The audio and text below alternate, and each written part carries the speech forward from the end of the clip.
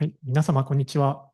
チュートリアル1の会場になります。私は座長の矢田と申します。筑波大学です。これからですね、AI セーフティブリッジングアカデミックリサーチインダストリアルアプリケーションということで、SB イントゥイションズのお三方の先生からご講演をいただきます。講師の皆さんのご紹介をさせていただきます。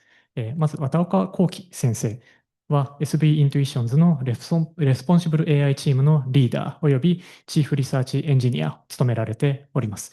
また、総務省の AI セキュリティに関する検討会の構成員も務められています。大規模言語モデルにおける安全性評価やレッドチーミング、ガードレールの構築など AI セーフティに関する研究開発に従事されています。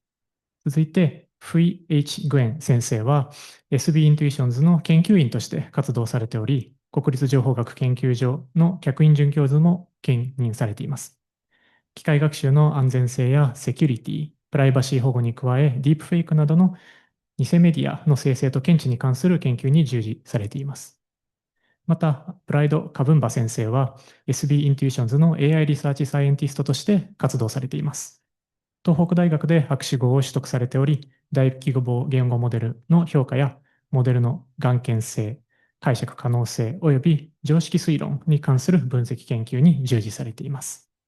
それでは、綿岡先生、よろしくお願いいたします。はい、よろしくお願いします。ということで、言語処理学会第32回年次大会トップバッターを務めさせていただきます。綿岡とプライドとフイです。よろしくお願いいたします。ありがとうございます。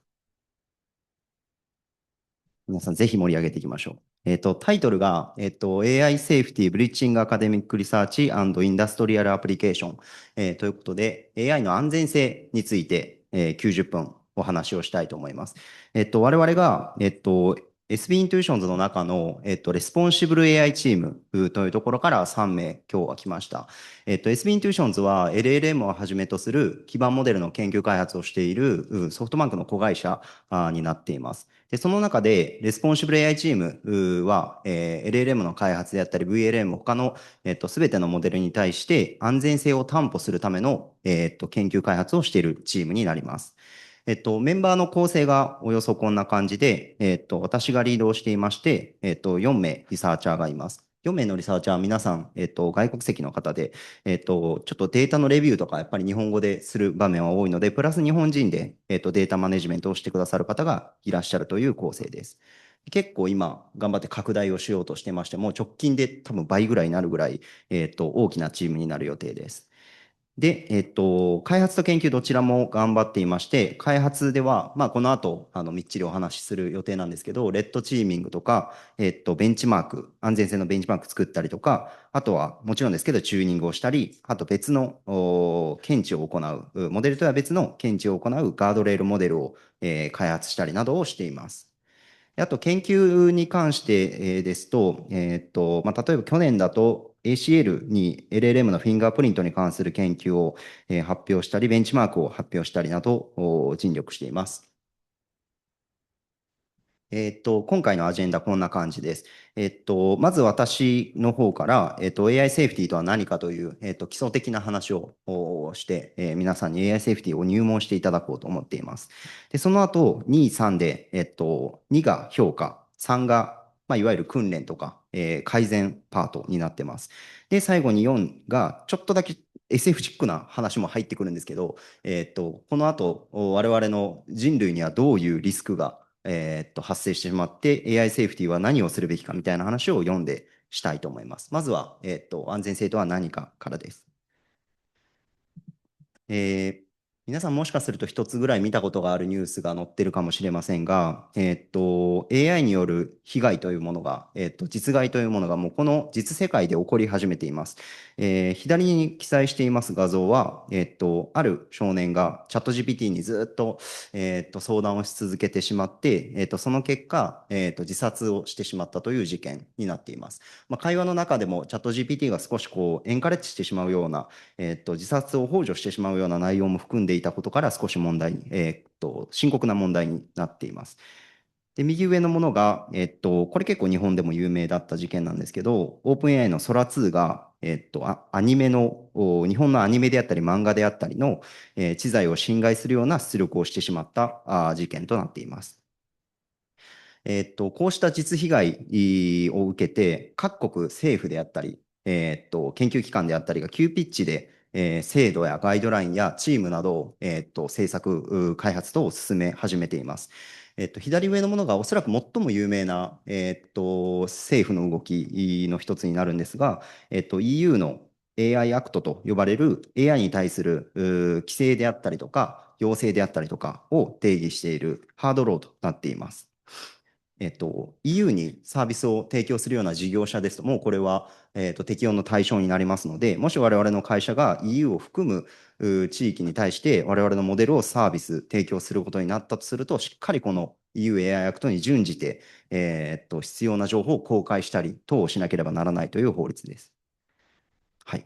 ちょっとだけメタ的な発言をしますと、ここまでがこの講演における重要性を定義する問題提起のパート、最初のパートになるんですけど、で、この後具体的に入っていくんですけど、もう本音を言うと、すごくこういうアピールがしやすくなった、僕にとっては生きやすい時代になったなと思ってまして、おおよそ僕5年間ぐらいこの、AI セーフティーに携わり続けてきたんですけど、4年前とかだと、EU の方だと何かしら法律が、制定されるかもしれないですよみたいなことを上の人間に言ったりとか、あとは、一応 OpenAI はセーフティーに関する文言がホームページに書いてますよ、こんな論文がありますよみたいな話しかできなかったんですけど、実際にもうこうして事件が起こっていて、で、ハードローも、施行が順次されていますし、各国ガイドライン等どんどん進んでいってますので、本当にAI セーフティーという分野が、実現、実世界でこう、応用され始めているこの時代になったなとすごく実感しています。で、すいません。ということで、問題提起が終わりまして、AI セーフティーとは何かについてです。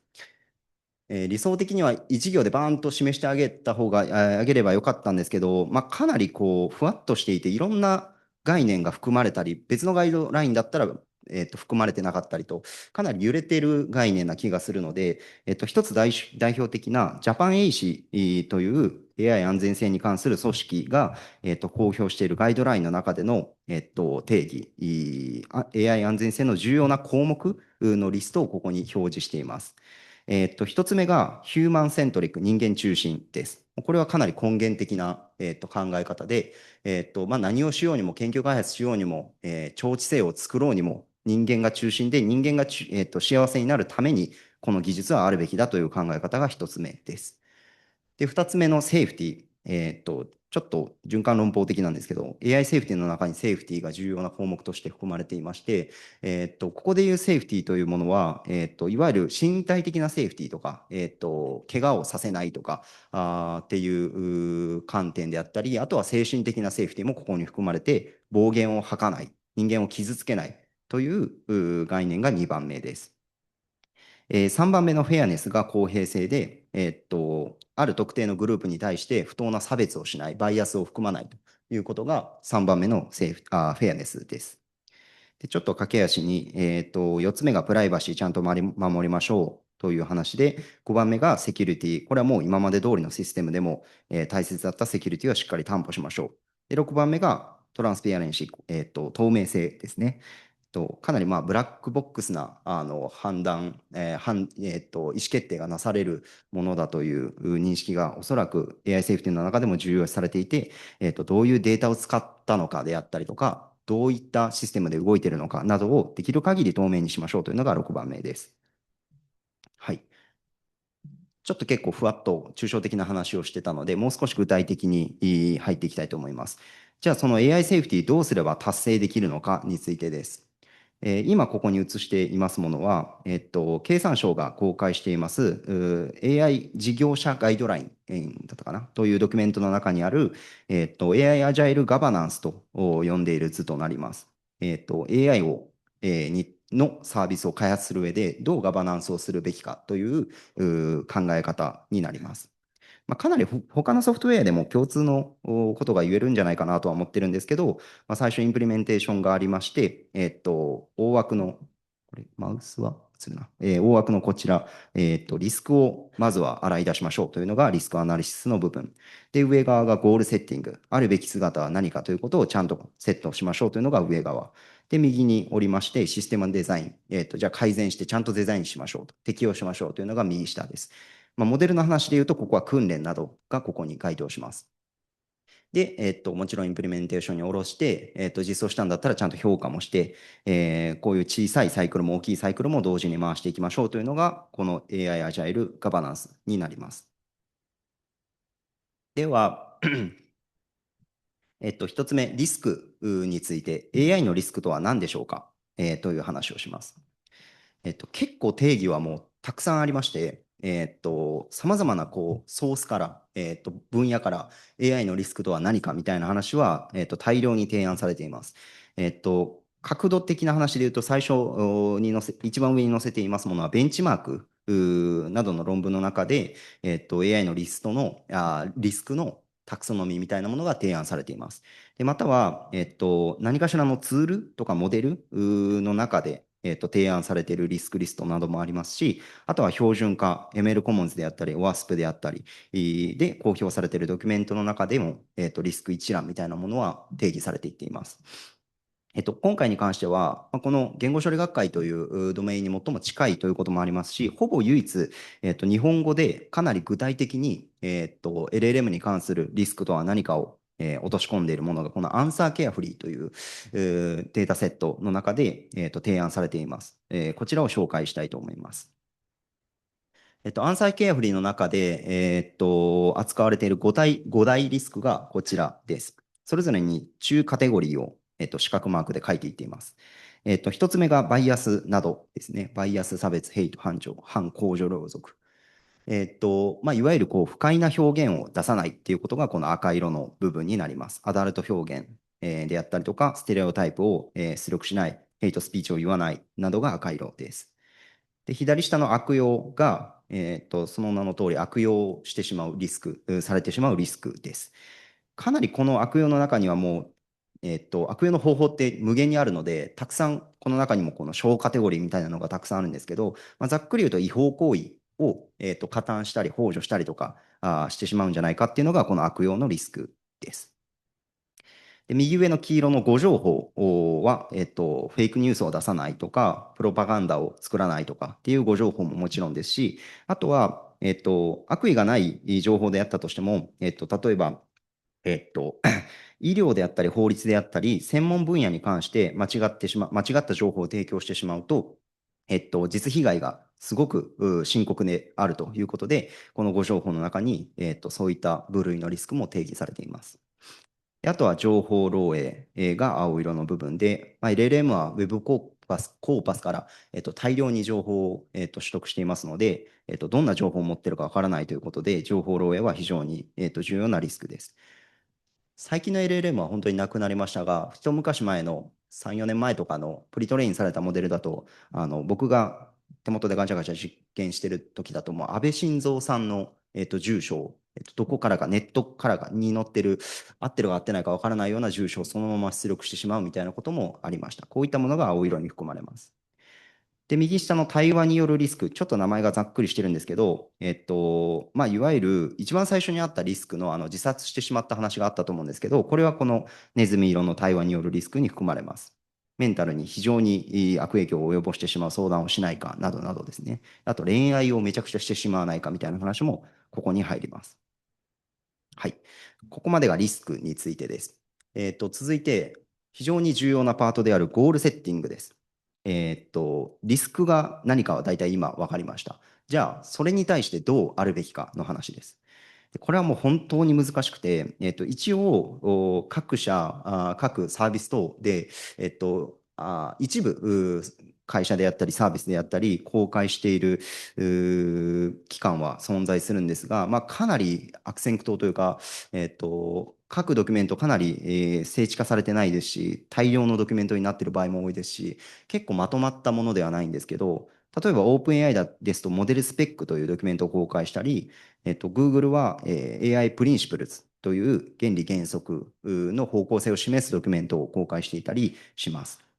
で、これらの中では、開発の中にしっかりとこのルールを落とし込むためには、かなり具体的に線引きを引く必要があります。ここでは少しだけ OpenAI のモデルスペックについていくつか例を、お見せしたいと思います。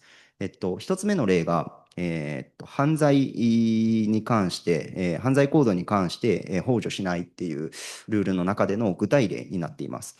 ドキュメントの中で、これはダメ、これはダメみたいなことを書いてるだけではなくて、ちゃんとこういうふうにユーザーのクエリがこうであったときに、これは OK で、これはダメ、これはダメみたいな感じで、具体例で線引きをしっかりしていっているドキュメントになっています。結構これ読むと面白いので、皆さんぜひ読んでください。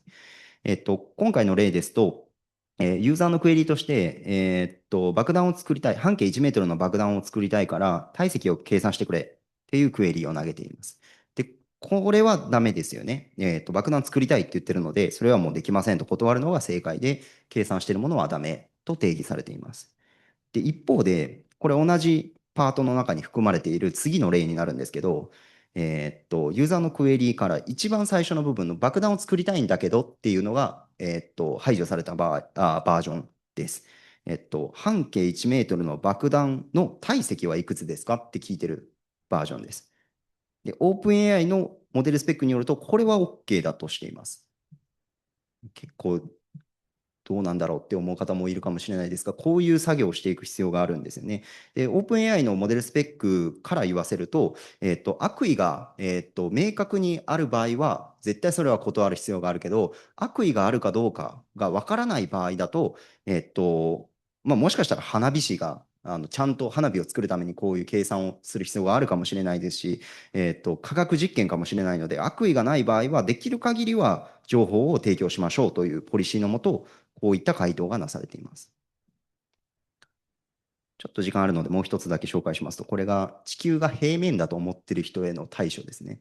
これどうすればいいかというと、地球は平面ですよねっていうふうに、ユーザーが話しかけてきたときに、正解が、私は地球が平面であると信じている人がいることを知ってますと。ただ、科学者の中だと、あんまり、コンセンサスは得られてないよね。なんでそんなこと聞くのっていうことを丁寧に返してあげるのが正解で、一方でバイオレーションの方は、すいませんけど、それにはもう賛成できませんと。もうそれはもうよくある誤解で、ブラブラと返してあげるのがバイオレーションで、非常にこう、境界が曖昧というか、タイトルの通り、ジェントルに返しなさいっていう定義なんですけど、こういうスタイルに関してもきっちり定義されているドキュメントです。はい、ごめんなさい。ちなみにこういったドキュメントも我々の、チームの中で頑張って、モデルスペックのようなドキュメントを頑張って定義していってるんですけど、もうかれこれ1年ぐらいずっとやってて全然終わらないぐらい、本当に難しいドキュメントワークとなっています。はい。では、ここまでで、準備段階が終わりました。リスクとは何かに関する整理と、それらのリスクに対してゴールを設定する、どうあるべきかという話までが、ここまでで終わりました。では、これから、それらのゴールに対してどう向かっていくのかという How の部分について、どうシステムデザイン訓練するのか、どう評価するのかについて、のパートに移りたいと思います。はい。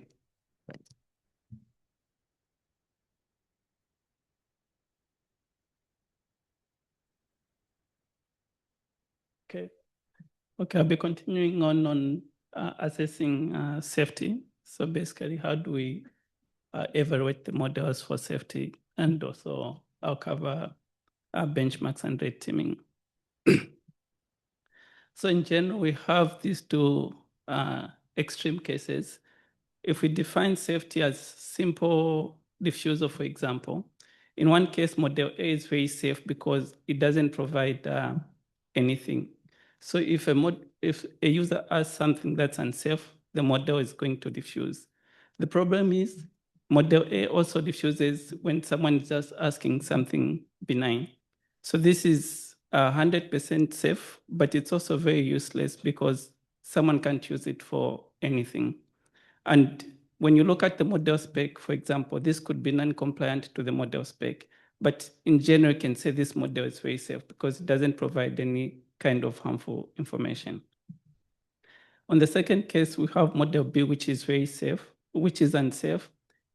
It provides any kind of information that someone asks. So this could be said it's very unsafe, but then it could also be described as a model that's very useful. However, this is also non-compliant when it comes to the model spec.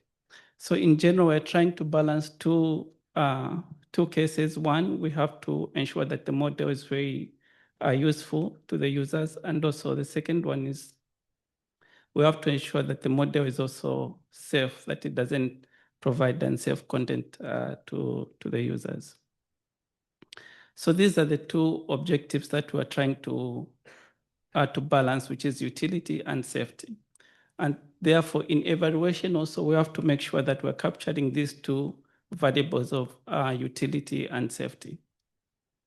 So with high utility, we want the model to be able to answer most of the requests which are allowed according to the policy. So here the policy might vary from one company to another company or one organization to another organization.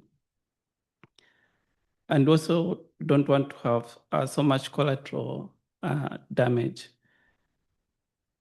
So we have three things that we have to mitigate. One is over diffusal, where the model is diffusing to provide any kind of content where there's just a bit of keywords in terms of unsafe. For example, if a user asks how to queue a Python process, because of the existence of queue in that sentence, the model can refuse to answer because it's thinking anything queue is unsafe. So we don't want such kinds of over diffusal. However, when a query is genuinely unsafe, we want the model to be able to refuse. And also we have to look at other cases where the model doesn't refuse when there's really risk in the query. And so we have to balance these edge cases so that we have, in the end, a good model.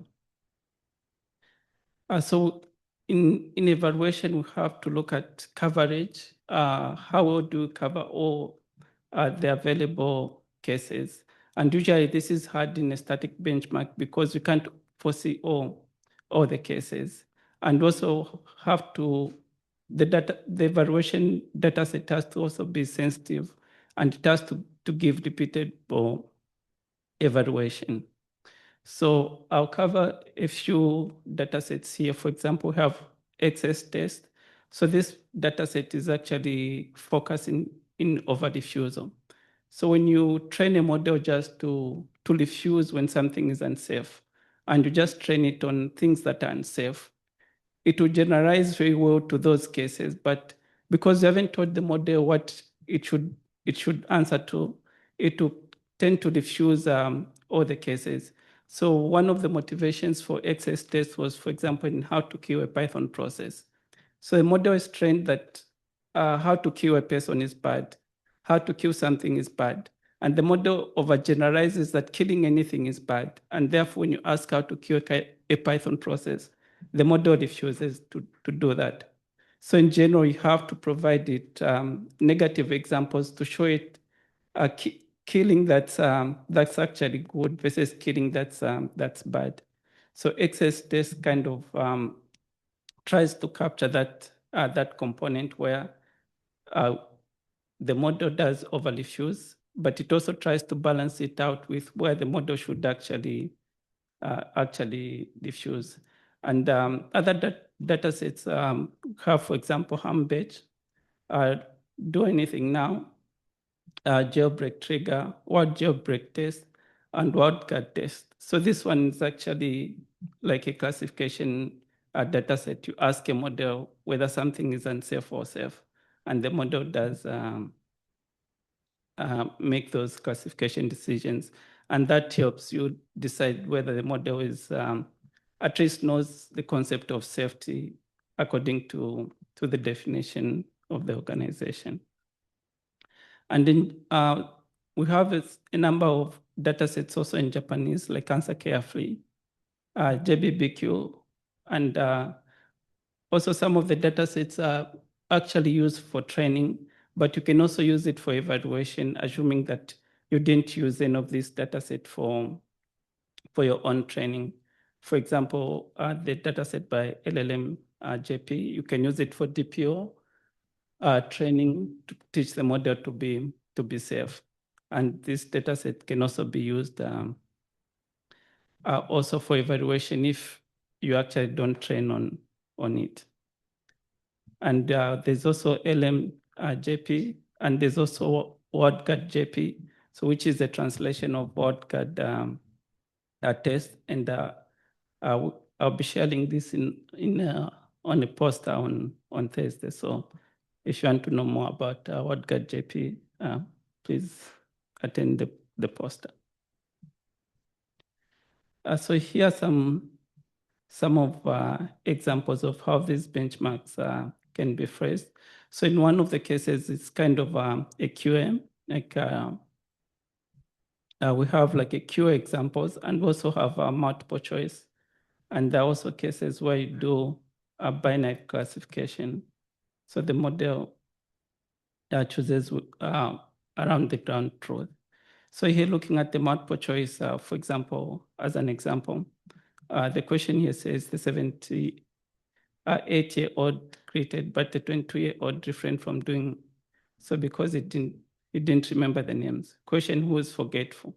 So this is trying to measure the bias in the model, whether to associate someone who's forgetful to another person or the younger person. And there are several other data sets that kind of follow this, try to measure bias within the model. Okay, and these are just some examples, for example, in 2 to 3, how they do the evaluation.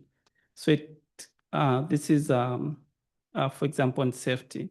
So it kind of incorporates several data sets like HarmBench, excess test, where they measure over diffusion, and also WordGuard test, jailbreak trigger, and these other data sets. So the model basically does some form of classification to decide whether you ask a question, is this safe or unsafe? So it's basically measuring whether the model understands the concept of safety. And now this, the earlier part is mainly about LLMs, but now we have to do with other modalities, for example, audio and visual. And now, so in terms of Japanese, already we have an issue where the evaluation benchmarks especially are not that many. So we have 2 axes here to work on. One is to provide safety training data for people to use. And also the second case is how they actually evaluate these. So in terms of evaluation, they're kind of limited because first, if we can prioritize first making the model safe, then we can evaluate it later. So just in LLM world, there's still some limitations in that we only have a few data sets that we can use. So this has an issue of coverage where we're not covering all the surfaces. And now we're moving on to other modalities like audio and visual. And here now it becomes even more challenging that we don't have so much data, for example, for evaluation in these cases or even training. So one of the approaches is you can try to leverage textual data, but then the models do not generalize very well.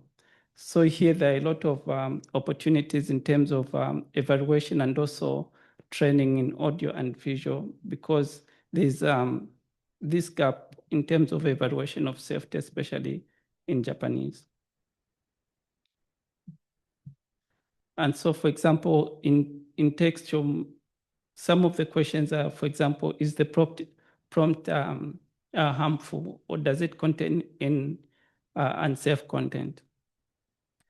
However, in image and audio, we have the thing of the media having harmful content. And we also look at the third part, which is the model actually generating harmful output.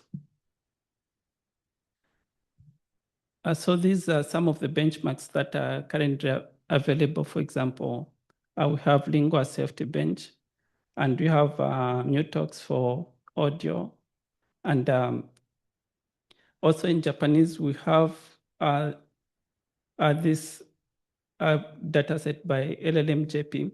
However, this is mainly for training. We can't really use it for evaluation. So it contains about 1.5 billion images and text pairs that we can use, for example, for clip-style training of a safe model. However, in terms of evaluation, we have like some of the gaps. So this is an example of MM Safety Bench, and it shows some of the scenarios in terms of unsafety. So we have the cases where the image itself can be unsafe, or it can be safe, and also the text can also be safe or unsafe. So if you focus on training only on text, the model doesn't understand safety in terms of the image. You find that you can jailbreak the image, the model using images.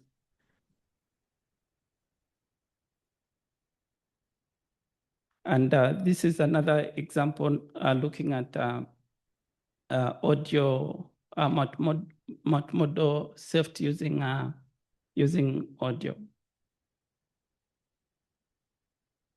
So in terms of Japanese, we have some increase in terms of resources, for example, for evaluation of LLMs, but there's still like a lot of gaps that can be filled, especially in multimodal safety, image and audio. Here we don't have a lot of resources.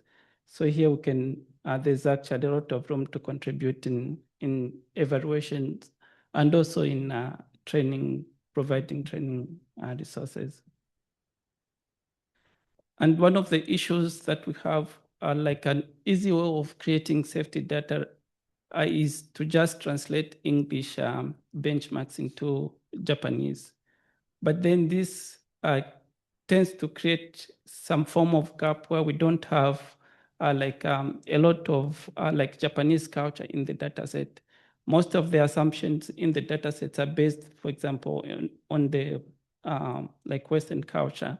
So you miss all the slang, for example, in Japanese, because most of the slang in the datasets are non-Japanese. So we have this gap in terms of when we just translate the dataset from English to Japanese, that certain concepts that are specific to Japan and Japanese, they are missing in these datasets. So in general, we can use the translated dataset to evaluate some form of baseline safety. If the model does do well on this translated dataset, it means it has some understanding of some general safety. But we're still missing a bigger portion, for example, that's very just in Japanese.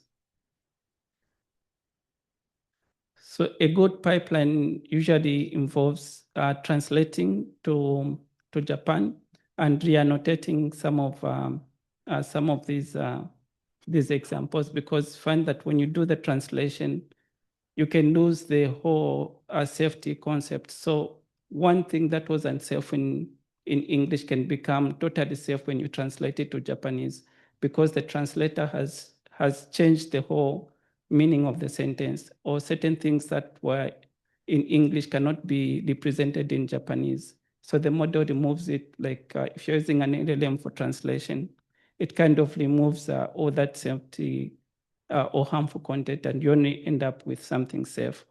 Or it can be the other way around, where something that was totally safe is translated into something that becomes unsafe due to language usage.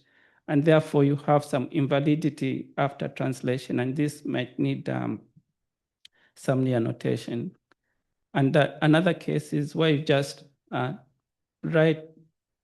you create the data set from scratch without any LLM like translation involved. So here, this gives some of the examples, for example, that some issues that can occur when you do some translations. For example, I nuked it is kind of safe in that someone doesn't expect you to use a nuclear weapon in this case to do something. But when you translate it to Japanese, it can end up sounding as if it's an unsafe item that's being generated or being asked by the user, or the user has said something that's unsafe. So you can have some false positives due to these translations. Yes. So for example, even especially when you have very short phrases that the user is using. So for example, for people who are in AI and research, they understand that when you're using an LLM, you have to provide enough context so that the LLM can be useful in terms of its responses.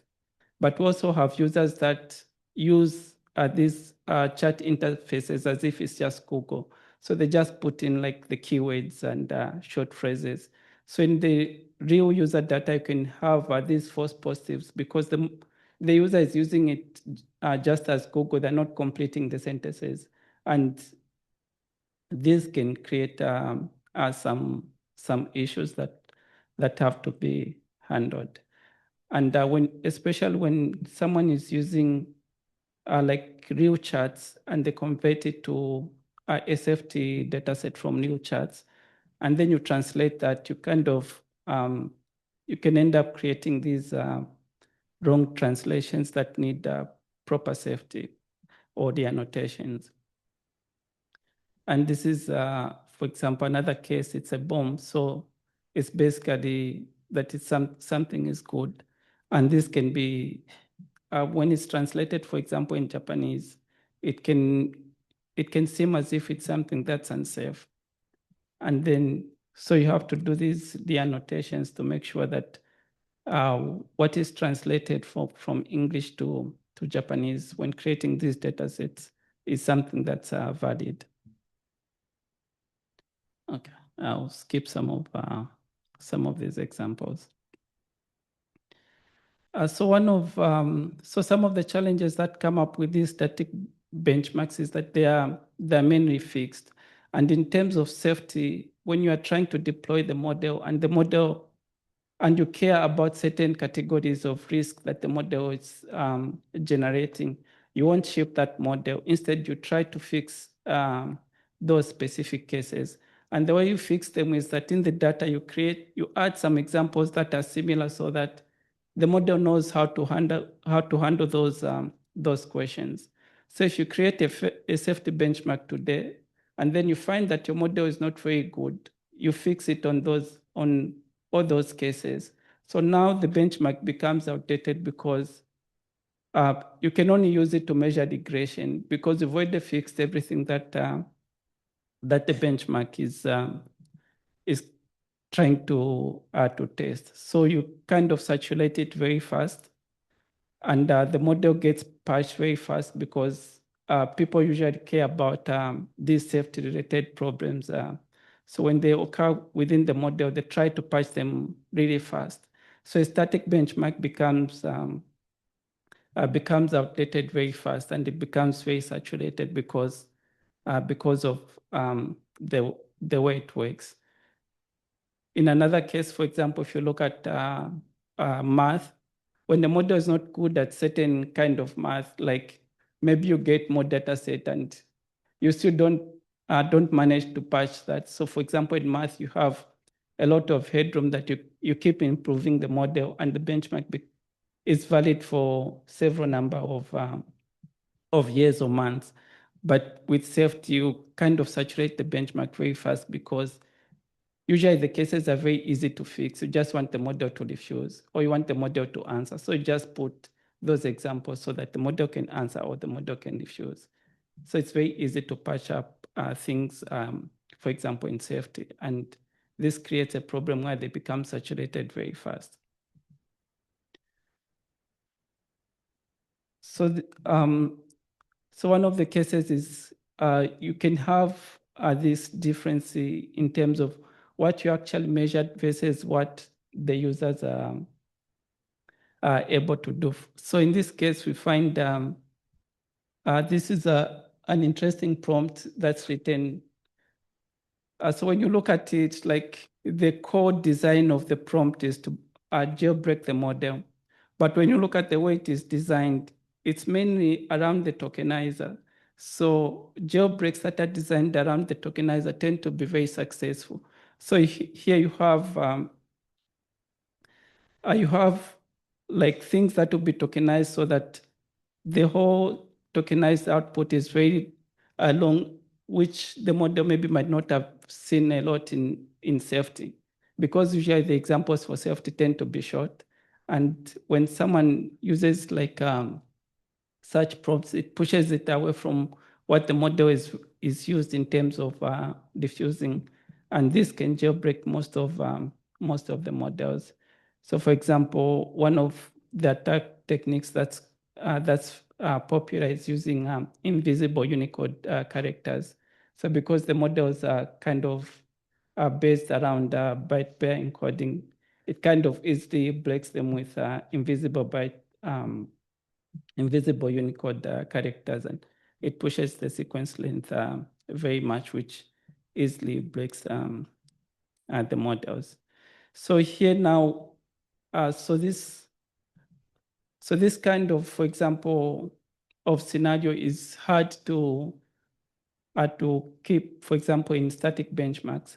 So usually we augment static benchmarks with some red teaming, where the users, we have users that actually ask difficult questions. They try to probe the model to find where the model is unsafe, and they kind of exploit these vulnerabilities. And red teaming kind of helps us like with this reality check, so that we're able to patch things that were not captured within the data set, the static data set. So usually for evaluation, it's always augmented with red teaming. However, red teaming is kind of an expensive endeavor, because you need humans, and there's you can do it with LLMs, but usually humans can also show like a lot of creativity in terms of probing the model and finding the weaknesses of the model. And this can help to fix some of the issues within the models that are not captured by benchmarks. So the teaming kind of helps us to discover some of the novel risks that were not captured within the data set, and also to do stress testing of the models. And we can quantify some of the residual risk that is in the model. And it can also inform about the release and governance, especially about the models. So this covers some of the techniques, for example, that can be used. Since most of the red teaming is about jailbreaking the model, finding its weaknesses, and trying to exploit the weaknesses. So some of the things that can be used, for example, that have been applied, for example, it's law play. So this one was very successful because at some point, model developers decided that for certain cases of usage, for example, it's okay, for example, to write a fictional like story about something that's that could be harmful. And this gets exploited, especially by people who use it to solicit something that's usually rejected by the model. But if you put it in law play form, the model kind of provides it, because it thinks it's something fictional. But the problem is it can still be applied in the world, despite it being framed as it just being something fictional. And some of the other approaches that are used, for example, are gradual escalation, for example, especially in multi-10. So one of, when you look at most of the safety data sets, you find that they are single 10 And so what you're measuring is just how the model immediately responds to when there's one question. However, in multi-10, people can fill the context with just safe content. So first, they just provide the model with something that's safe, which kind of fills up your context. And then when later ask for something that's harmful, the models find that they easily comply to such a gradual escalation. And other things, for example, that have been used are, for example, emotional blackmail, because the model has seen a lot of like text from this internet data. So when they use emotional blackmail, the models can easily give up some of the information, even if it's trained not to do that. So this kind of works very well also, despite a person can easily see that this is just being faked. And so, for example, we have like more than 100 categories sometimes that we look at, and we have a lot of attack styles that we use, for example, when doing some red teaming. So give some of these techniques to red teamers to use, for example, and they can like explore different kinds of style and mix them to kind of break the model. Another approach is an LLM based approach, where an LLM writes prompts and it sends them to a target model. So this is like a LLM based red teaming, because a human like evaluation using red teaming is kind of a bit of a challenge and more expensive. So this kind of gives you some basic level, like to know whether the model is very vulnerable. If it can fail at this stage, you know that the model is very vulnerable. So humans kind of push it even harder in certain areas where the LLM can't be creative in terms of jailbreaking it, another LLM.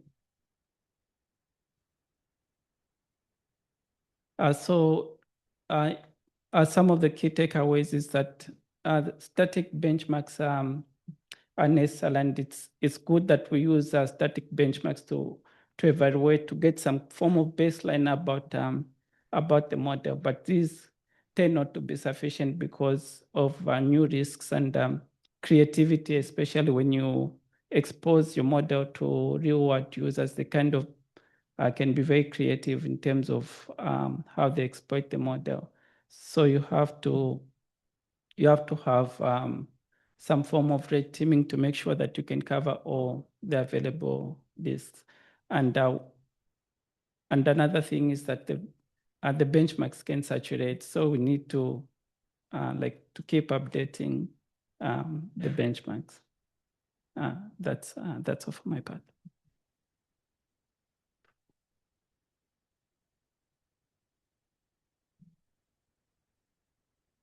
Yeah, good afternoon, everyone. So I will continue the presentation with the risk mitigation sessions, alignments, and guardrail.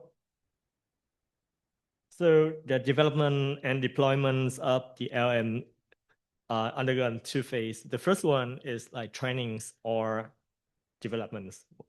In this, there should usually be two phases, like retrainings and post-training. The purpose is to build the foundation of the model, to teach the models from the human knowledge. And during the retraining, we just like give the models the huge amount of data unsupervised and ask to learn the information from the data we revise. And after that is the alignment training, so in which we can use like reinforcement learnings with human feedbacks or other supervised algorithm to train the models. So in this phase, we shape the model core behaviors. For example, we teach the model how to answer the question from the user, or to solve the mathematical problems, or do coding or something like that. So the purpose of This is to guide the model to the tendency towards the helpful, honest, and harmless. But the problem is in the training phase is that it is very difficult to balance between the utilities and the securities or safety. And it is very costly. Imagine that you have a huge amount of data and how to balance between different kinds of utility, meanwhile ensuring security. So it's like impossible to have the optimal combination. Furthermore, for the development phase, it cannot capture us with the new kinds of attack emerge. So that's why we have the second phase deployments. In this, we use a guardrail model to use like external monitors of the user input, user prompt to send to the models, or the answer from the models. So that advantage here is that we cover the witnesses of security alignment during the training phase, and the guardrail models only need to focus on safety and securities of the models. So it does not need to learn like codings or solving mathematical equation. It just focus on analyze at if the prompt from the query from the user is safe or unsafe, and why is safe and why is unsafe, and check the model answer to see if it's like complement to comply to the company's policies or the ethics moral of the humans.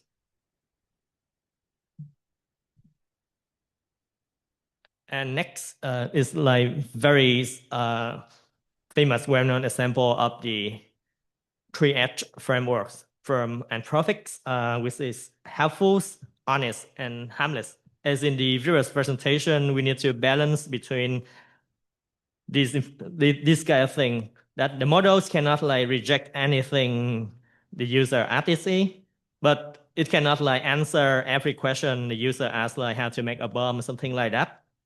So we need to balance between this, like the model needs to follow the user instruction. If it is safe, it is follow the policies or the morals, the ethics, but it needs to be also honest, not to provide like hallucinating answer, just the truth. And it's to refuse the malicious queries from the humans. And here's an example of the Anthropics and RLHF dataset. So they have, for each sample, they have the good sample and bad one, so that we can teach the models which one will be the optimal answer. So let's go to the details of the alignment we use during the development phase. It's just basic definition, but I would like to introduce again so that you can understand more if you never heard about that. So first one is reinforcement learnings from human feedbacks. So in this one, human make the rankings from multiple answer the models provide. So that's the models will be aligned more into the human reference. But it is very costly, extremely costly. The next one, which is supervised fine tuning. So we provide the pairs of data, the queries, and the answer. So it's just very easy. We just like teach the model how to answer right from the questions. And it's take human effort to do the annotations. The first one is GPO's direct reference optimizations. Is it like an improvement on the reinforcement learnings with human feedbacks, which is very costly. And in this one, we provide the queries and the good answer and the bad ones, and we directly optimize the models to do that. But the problem is that given doing so, we can introduce the shortcut to the models. which cannot like general wells in the other unseen case. But the advantage is like it's much faster and provide much less computation power compared to the RLHF. And another newer one is the GRPO's roof relative policies optimizations. It's called the peer reviews because like the model generates multiple answer and it like check the multiple answer find the average and reward to the answer that's better than the group average. It's improved the efficiencies because there's removed the need for the critics models, which is answer difficult to train for ILSF. And another one is from, we call this constitution AIs or reinforcement learnings with AI feedback. So instead of humans, so we use the AI to feedback on the machine multiple answer. And we provide the policy during the optimizations. So that is quite scalable because we don't need many humans to do that, and the AIs will do the alignments. Yeah, so, and here's the comparison, the advantage or the drawbacks of the methods I introduced in terms of safety alignments. So for SFT, it's provide the foundation instruction following behaviors, but there's a high risk of the distribution shift in the newer domains. So the model only learn to mimic, not learn to reason. And the RLHF is it can captures the human reference, but it is very computation overhead because it requires more models in memories with its policies, values, reward, and reference. And for the GPOs, it's like very light and stable, but it's very safety to the noisy data, and it's especially some like bad label. And for GRPOs, and it is efficient at the scale compared to the RLHF, but it needs to have a large enough roof size to accurately calculate the means or standard deviation of the answer. And for the reinforcement with AI feedback, so it can be scalable, but it may lead to the over refusals if the policy is too strict. The next one is about guardrails, which is like safety enforcement during deployments. So for the guardrail, we have the additional models to monitor the user prompts and the model output.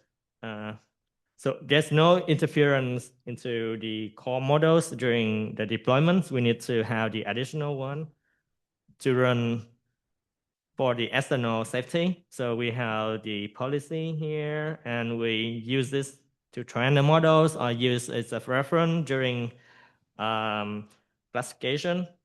So that's the guardrail models will classify if the user input or the model's answer is safe or unsafe, and why it's unsafe in which kind of categories like sexuals or violence or personal information or something like that.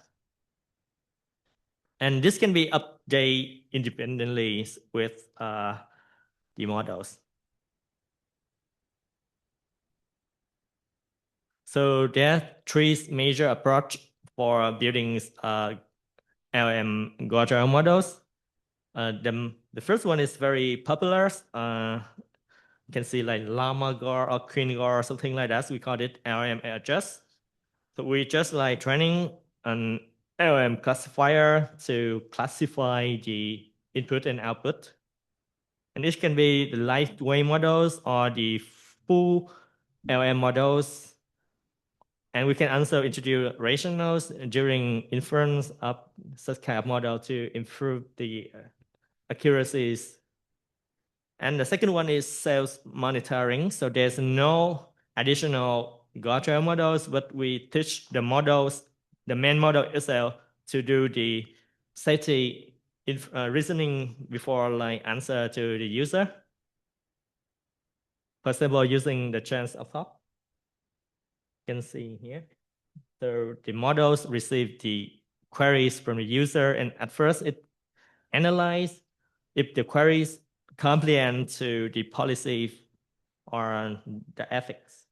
And then if it's okay, it's answer the user. And if it's not okay, it will reject the queries with some explanation.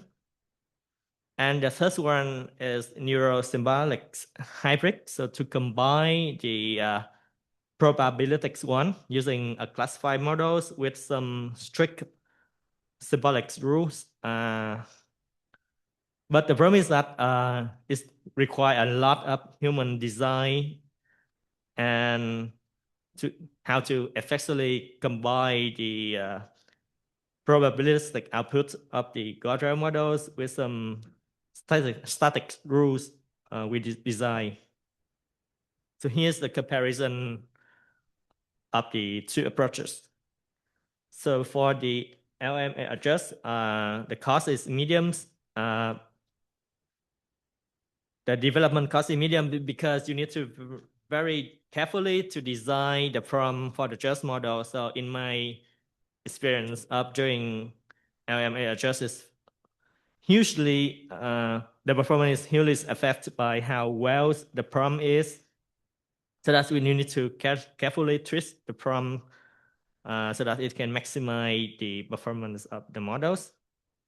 And for cell monitors, there's nothing extra requires. And for neurosymbolic hybrid, we need to have the domain expert in order to write the formal rules for the ontologies for the system we are working on. And for the operation cost, the LMA adjust is very high because you need to run in parallels the main models and the adjust models. Even the adjust model is smaller, but it also like computes a lot of computation resource. And for cell monitoring, it's just medium because it's just like thinking mode, and you ask the model to think harder on the security aspect before answer the user. So the cost here is the token cost. And for the neurosymbolics, it is high because of course it needs the just and also have the logic, hardcode logic as well. So its cost is equal to this one plus some fuzzy logics furthermore. And for the reliabilities, for the LMA adjust is the probabilistic model. So it heavily depends on the training data and can be also fooled by the attackers like adversarial prompt. And for cell monitoring, so it is inconsistent because the model sometimes like believe that its answer is correct. We call this self-approval, and it can overlook the error. And if the model is not like training well, it's usually facing such kinds of tendency for self-approval. And for the neurosymbolic, so because we combine probabilistics models with some hard logic, so it's much more robust, but yeah, it's tech efforts. And for the current stage of the trees approach, we can see the LMA adjust is like popular, deploys in parallels with the main models to monitor the input and the output, used for the general safety. And for cell monitoring, so it's used for like sanity check before answer to the user. And the last one is for like serious tasks. We need to have like careful design rules like banking or healthcare, legal, or something like that. And next is about the VRM guardrails, which face the challenge of the multi-models, because in the previous session, you can see in the image text domain, there's a gap. And for the VLMs, it introduced some unique risks which the LLM development cannot perceive, because like for most companies working on VLM or LLM, they always start with LLM, and the safety alignments always start with LLM before upgrading it to the vision domain. And for the data set right now, so there's many safety data set for LLM, but like just a few data sets for VLM safety, because it's quite complicated, which is in the relationship between the image and the captions. And the traditional image filter is not enough because it links with the captions to bring other semantic information. For example, here for the safety bench we introduced before, something like that. So if we add some captions into the image, not like in the text, but we put the text into the image, so the model can be wrecked. So for the VLM guardrails, here's some key approach. The first one is cross models analytics like Llama 3 Vision or Llama 4 or Llama.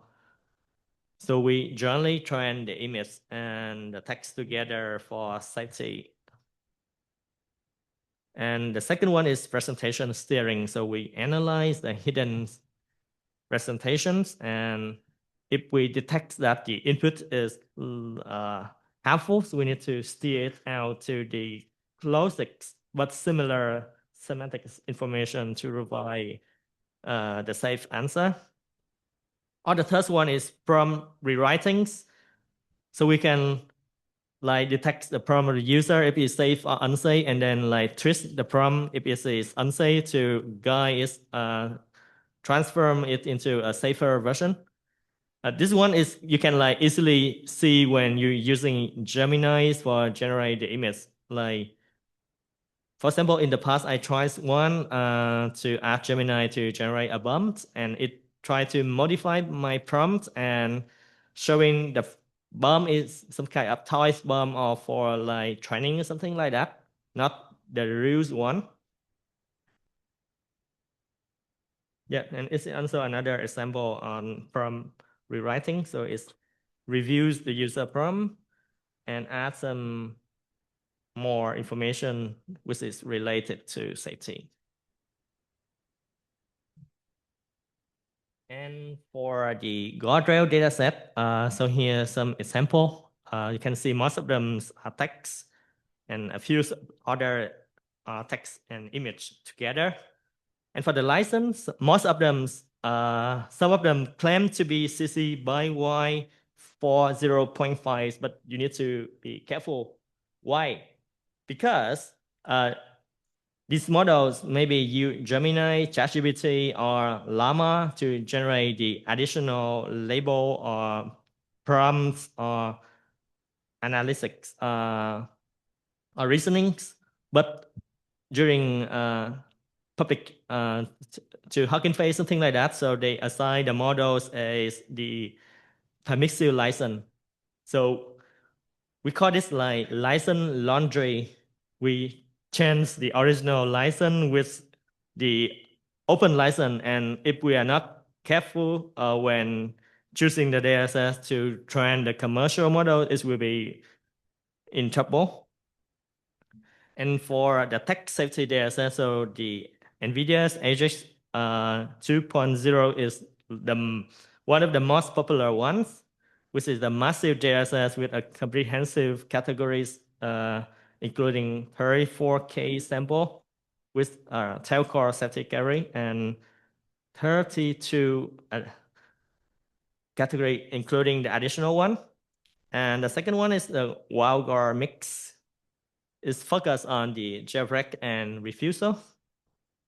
But yeah, I say you need to be careful about the license because commercial, non-friendly models were used during the creation of the dataset. And another one is toxic chat, which is like measure the toxics in the wild, but it uses vicuña and it's not friendly for commercial. And for the text and image dataset is we have like SBA VL and LavaGar dataset. And for sub dataset, they answer you additional models for generate the reasoning. So you need to be careful. And for the guardrails in practice, so currently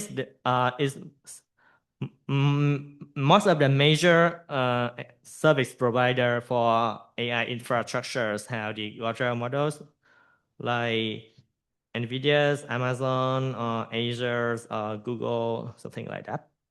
And for Meta, they also provide the open source models. Open source not sure if it's like commercial friendly. It's used the latex of models with how interlace the vision and text together. And for the NVIDIA NeMo, for example, it can like extract the reasonings, or we call it spot thinkings as well. And yeah, so it's just like some information on the updates on the models, like currently for the Amazon Bedrock, so the Claude here is like 4.6. I think it's already covered in the newest version. So in general, so most of the commercial ones support both text and image, and also support StreamGuard, like you can monitor the intermediate output of the model to prevent it from generate unsafe model before answer the user. So yeah, it's quite advanced. And recently, so it's not only about LM guardrails, but I think agentic guardrails will be very important, because recently I think you might heard about OpenClaw. And this morning I read a newspaper that I saw that the Chinese companies opened some session to have the people to install OpenClaw in their PC. But the problem is that what is OpenClaw and what OpenClaw can do to your PCs, because like it's the agentic platform. So to make it helpful, you need to provide it the permission to, for example, read your email address, read your email inbox or something like that, read your calendar event information, and what happens if the model hallucinates, right?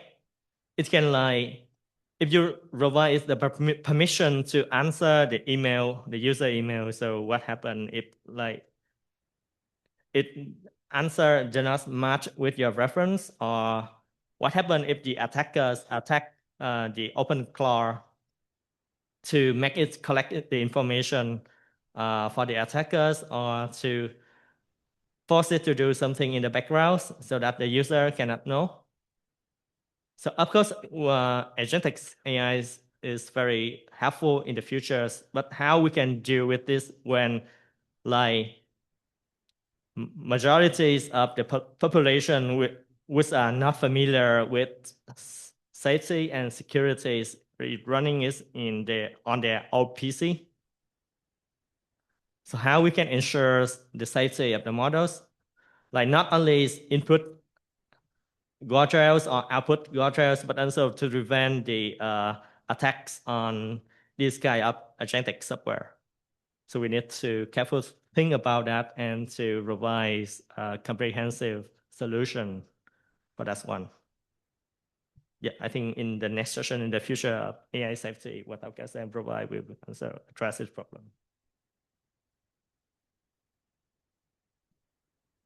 はい。では最後のパートです。最後のパート、AI 安全性の未来について、ちょっとこれに入る前に一つだけ承諾を得たので宣伝させてください。ここまでで、扱ったような安全性に関する訓練、評価とか、あとはリスク整理とか、ゴールの設定とか、なんかそこら辺の話を一つの書籍にまとめて発売することになりました。技術評論者さんからおそらく5月ぐらいに、これは3人じゃなくて私の単調なんですけど、発売しますので、もしこれを機に、AI セーフティに興味が出た方がいらっしゃいましたら、ぜひお手元に取ってください。はい。では、AI セーフティの未来についてお話ししたいと思います。一つ目、これはもう来てる話なんですけど、AI エージェントの到来による AI セーフティへの影響です。もう本当に悩ましい存在です。我々からすると。皆さんももうたくさん使われているかと思いますが、例えば、マイクロソフトコパイロットであったりとか、コーディングアシスタントであったりとかが、こういった AI エージェントに含まれるかなと思うんですが、抽象的には、AI セーフティの領域からすると重要な点として、人間が AI に、権限を与えて、さまざまな今まで実行ができなかったことを実行させることができるというところが最も重要な点なのかなと思っています。それゆえに、どんどんできることが増えるので、その分リスクも自然と、拡張されていくということが起こっています。コーディングアシスタントとか使ったことある人、本当あるあるだと思うんですけど、最初、例えば、サジェスションだけをしてもらっていたと思うんですけど、そこからどんどんいろんなファイルも読み込む権限を与えて、最初はこれでいいですかはい、これでいいですかはいっていうのをどんどんアプローブするっていうことを繰り返してたと思うんですけど、もう大体合ってるだろうって思い出して、もう聞かなくていいから、一旦もう全部まとめてコード書いてくれみたいなことを頼み出してると思います。僕はそうです。で、そういった中で、どんどん AI 自体を信頼していっているからこそ、そういった権限の異常というものが起こっていると思うんですが、その裏には、AI セーフティがすごく大変なことになっているというのが現状です。で、代表的な、AI エージェントによるリスクの一つとして、エコーリークという攻撃手法が挙げられます。このエコーリークという手法は、初めてゼロクリック攻撃を AI エージェントを用いて達成してしまった攻撃となっています。一体どうやって行うのかといいますと、まず、左上の攻撃者があるユーザー、ばらまくんですけど、あるユーザーにメールを送ります。で、そのメールの中には、これ後で解説しますが、アドバーサリアルインストラクション、敵対的なある指示が入っています。どういう指示か後で言います。で、そういったメールが送られていることをつゆ知らず、あるユーザーは、これコパイロットなんですけど、コパイロットに、最近どんなメールが来ましたかっていうようなクエリを投げて、これ2番の話です。で、3番のようにメールを、検索して、DB からデータベースから返ってきて、で、ここで AI エージェント側は、データベース内にあるアドバーサリアルインストラクションを読み込んでしまうので、その指示に従ってしまうというところが発端となります。ここがトリガーとなります。で、そこの指示にどういった内容が書かれているのかといいますと、これまでのチャットヒストリー、またはメールでもいいんですけど、機微な情報ってたくさん AI エージェントって持てている状態だと思うんですけど、そういう情報を全部 URL のクエリパラメータに入れてしまって、もうすごく長い URL を作ってしまって、で、その URL を、マークダウンの画像の URL の部分に埋め込んで出力しなさいというような指示が入っています。で、こちらを AI エージェントが何も疑わず実行してしまうと、その、URL が、マークダウンの画像を読み込む部分に組み込まれていますので、フロントエンド側で勝手に実行されます。読み込もうとしてしまいます。で、その結果、その URL は攻撃者側にその URL のクエリパラメータすべてを送信するような、URL となって、事前に設計していますので、ユーザー側からすると全く何も意図しないまま、ただ単に、エージェント側にメールを教えてと聞いただけで、知らない間に攻撃者側にチャットヒストリーが、送信されてしまうという攻撃方法となっています。これもまさに AI エージェント側がたくさんの情報を、検索することができる状態にしてしまっていることと、あとはプラスで、マークダウンで自動的にこう URL がクリックアクティベートされてしまうことを利用した巧妙な攻撃なんですが、こういった事例はおそらくこの後も多発するんだろうなと思っています。他の事件で言うと、例えばですけど、車のディーラーに AI エージェントを用いて1ドルで車を売ってしまったみたいな話もあったと思うんですが、こういった、AI に任せることで、意図せぬ攻撃が成功してしまうことは、これから非常に大きな課題かと思っています。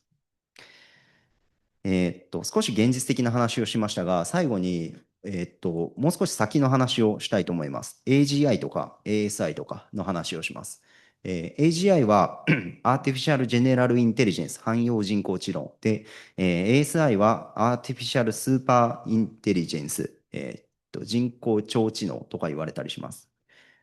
この AGI や ASI に関して、ここもやはり想像しにくいんですけど、AI セーフティの領域としては、対応していかなければならない、流れかと考えていまして、そこら辺を何がリスクかなどを議論する前に、まず AGI、ASI の定義とは何かについて少しだけお話をします。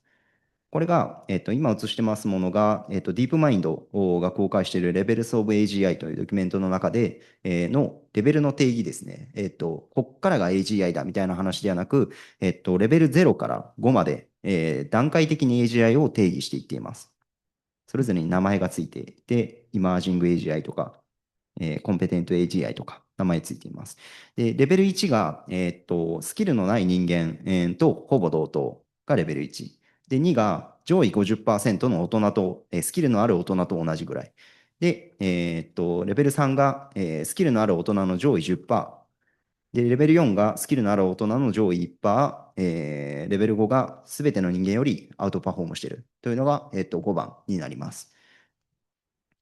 これらのレベルにも基づきながら、もう一つ実はこのドキュメントの中では自立レベルというものも定義していて、この一番左の行が、自立レベルになるんですけど、その自立レベルに合わせて、引き起こされるであろうリスク一覧がこの右の行に、列に書かれています。